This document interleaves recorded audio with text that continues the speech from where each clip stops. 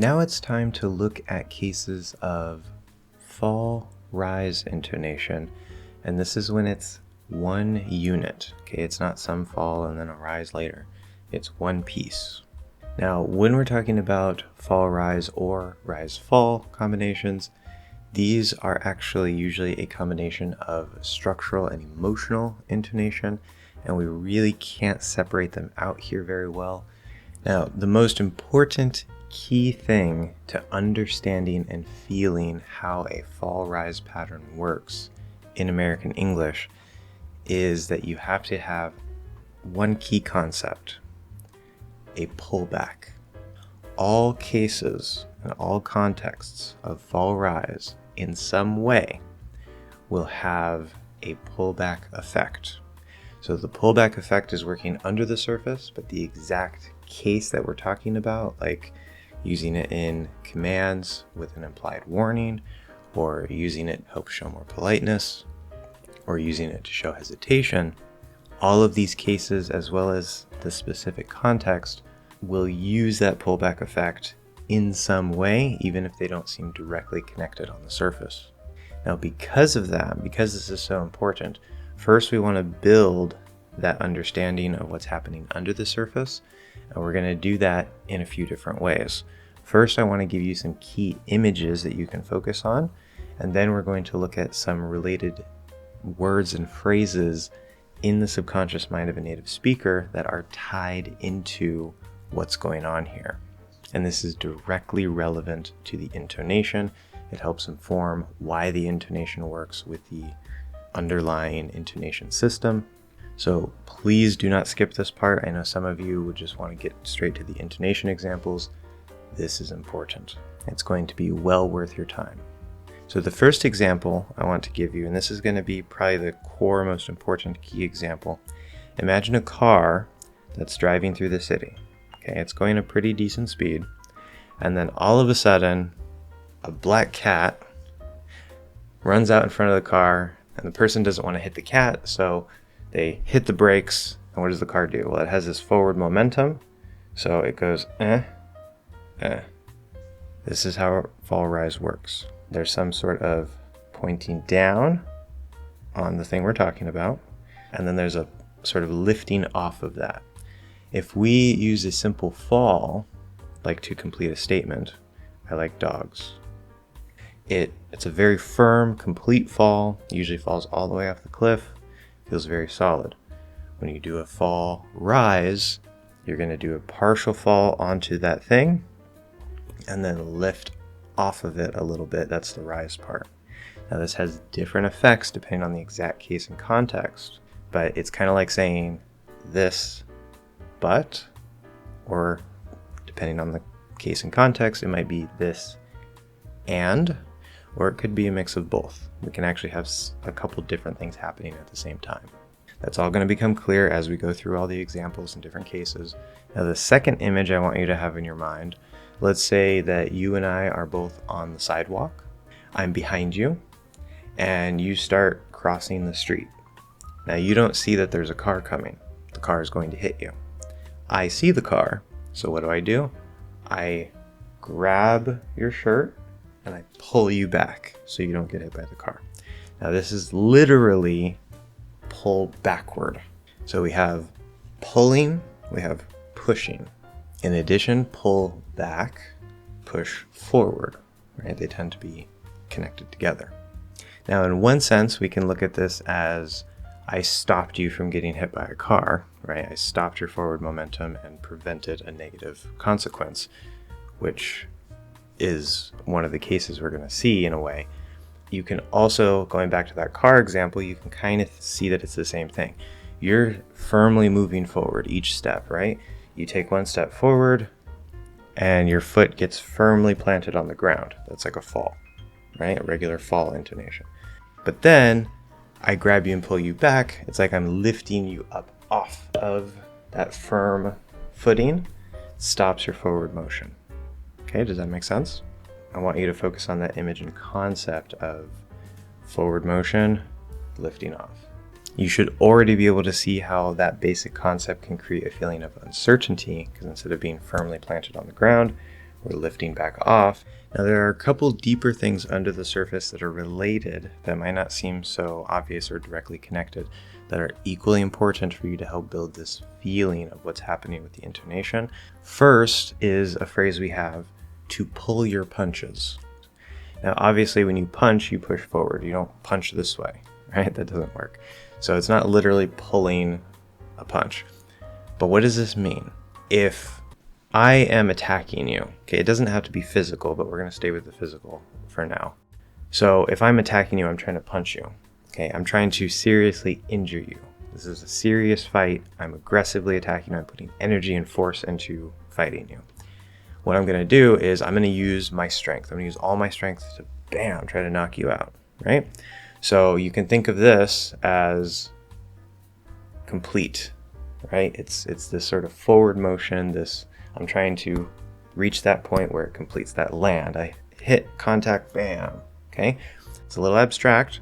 Just stay with me for a second. So there's a lot of energy and forward momentum, a lot of forward force, just like the car, forward momentum. What happens if maybe I'm trying not to hurt you very bad, or I don't really want to fight you, but I have to, or I'm not taking the fight seriously, like I don't think that you can actually harm me, so I'm not putting my full effort into it, then you might say that I'm pulling my punches. So because pull is the opposite of push, we're not literally pulling backward, but I'm not putting as much effort into it. And so we get this sort of counter effect that instead of full push forward, I'm pulling my punch by not pushing as hard and fast as I possibly can. So it's an abstract connection, but hopefully you can kind of start to see how this is relevant to this idea of a pullback effect. And remember, it doesn't have to be a physical punch. It could be in a debate. It doesn't really matter. The point is that we have this full engagement, this sort of attacking, maybe aggressiveness, trying to push down, apply force onto that person versus not pushing as much force, not engaging as much, not moving as forward as much as we possibly could. And also notice there's another thing related under the surface here. If I am not fully attacking you, if I'm not putting my full effort physically or in a debate, it doesn't matter, you can say that I am holding back, right? To hold back. So I'm not pushing my full effort into it. I'm reserving something, reservation, hesitation. It's not necessarily hesitation, but reservation and hesitation are connected underneath the surface, and that's going to be important later. So I'm reserving some of my ability, some of my effort. I'm not putting my full effort forward into it when push comes to shove. So push, shove. Shove is a synonym of push. Push is a broader word, but shove is a type of push. I think that this phrase, before I tell you what it means, I think that this phrase is based off of a very real physical situation. Two guys who don't like each other, right? They're looking at each other face to face. There's a lot of tension. One guy pushes the other guy. Okay, so what's this guy gonna do? Well, he's probably gonna push back, right? So when push comes to shove, okay, now what's this guy gonna do? Well, he has a couple options, and we'll come back to that, but most likely he's going to start the fight. So he's going to, punch this guy, attack this guy in some way. The phrase, when push comes to shove, describes when you are in a situation and there is a critical point in that situation where you are forced to act. If you don't act, something bad is going to happen. So notice you're forced. Engagement, forward action, forward momentum. It's making you do something, even if maybe you don't want to. So this guy pushes this guy pushes that guy, he's forced to act. So that phrase, I think, is based off of that situation, but it describes, not that specific situation. It should make sense. Now, this guy who pushed first and then got pushed, he actually has two options, okay? And this is also relevant. So he could choose to say, oh, well, he pushed me back, so now I'm going to attack him, right? I'm being forced. I don't want to look weak. I have to attack him now. Okay. Or maybe he's really too scared or something. And so, yeah, he pushed the guy first. He didn't expect him to push back. So this guy pushes back and he's like, whatever. Okay, fine. You win. I don't really want to fight you. Okay. We describe that by saying that he is backing down. Now, pull back and back down do not mean exactly the same thing, but they're very related and connected under the surface. Back down is kind of similar to give up in a way, but it's when you have a challenge, something that you seem like you're being forced to do, but instead of stepping up to the challenge and engaging, you back down from the challenge and you choose not to engage. You pull back from that challenge. So if you read my book about the logic of prepositions, a lot of this stuff will start to click off some light bulbs and you're really going to start feeling what's going on here. If you haven't, that's okay. You don't absolutely need it. The first case we're going to see is hesitation or reluctance. Now, hesitation is the most obvious and literal application of this pullback effect. It's sort of implied in the word hesitate. Let's look at some different examples. No, I don't think so. No, I don't think so. Now compare this with no, I don't think so. No, I don't think so. No, I don't think so. No, I don't think so. This will give the listener an immediate feeling that you're pulling back. You're hesitating. There's some reservation because you're not sure. Let's look at a slightly different example. That might work. That might work. Now notice what I'm doing there. I am giving the focus to might instead of work. And that's because of the nature of the sentence. I'm really not sure. But then I'm using the fall rise on work. That might work. Instead of that might work. That might work. That might work. Or you can actually give the fall rise to might, make it sound even more uncertain.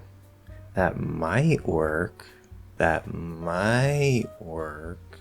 Don't confuse this with regular emphasis. If I say that might work, that might work, then I'm maybe clarifying. I'm not saying, well, it will work. I'm saying it might work. Now, one more example that's a little bit different. I think I did well. I think I did well. You don't feel certain, okay? Your sentence says, I think I did well. That's a positive statement. We should just fall, right? I think I did well. I think I did well. But if we put this fall rise on well, there's a couple things that happen here. I think I did well.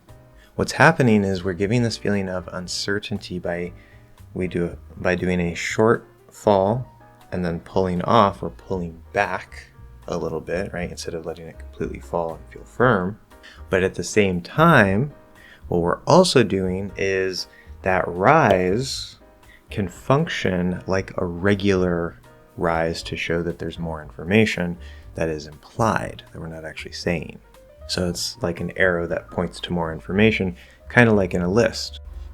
Let's take a quick look at one more case of hesitancy or uncertainty, which is when you're not sure how the other person will respond or how they'll feel about something, especially if you're trying not to impose on them, which is something we'll see again when we talk about the next big case, politeness. Let's say I'm talking to my girlfriend. I don't have a girlfriend right now, but sad me, I know. But let's say I'm talking to my girlfriend and I say, I've always wanted to live in Japan. And she says, I don't think I'd want that. So I say, well, okay, so there's fall rise on the well, but I can also put it on, well, maybe we could visit Japan. Maybe we could visit Japan. If I just say this normally as a statement, right? Maybe we could visit Japan. Maybe we could visit Japan. And remember that last content word is usually the default focus. So visit Japan, visit Japan. If I do a regular yes or no question without the hesitation, maybe we could visit Japan. Maybe we could visit Japan. Still gets that focus. So I'm doing two things here. Number one, I'm shifting the focus to visit. Now I can do that without showing hesitation as a form of emphasis. So let's say you think I was talking about doing something else. It's a completely different case, okay? Forget the context here. Completely different case. You think I'm talking about something else with Japan, and I say, oh, no, maybe we can visit Japan. Maybe we can visit Japan. That's just regular emphasis. I'm shifting the focus word to visit to clarify that it's visit, not something else. And then I'm giving a little more force and focus on top of that to the stressed syllable, and it just works the way it normally does. But if instead I do a fall rise intonation, visit is still stressed. It still has its same stress pattern. It doesn't change the stress pattern. But if I do a fall rise instead, now it feels kind of hesitant. And this is like saying, hey, I know you didn't like the first option, living in Japan, but would you be willing, would you compromise and say, can we visit Japan? How do you feel about that? So we're getting the shift in the focus word because we are focusing on the visit instead of living. That's still happening.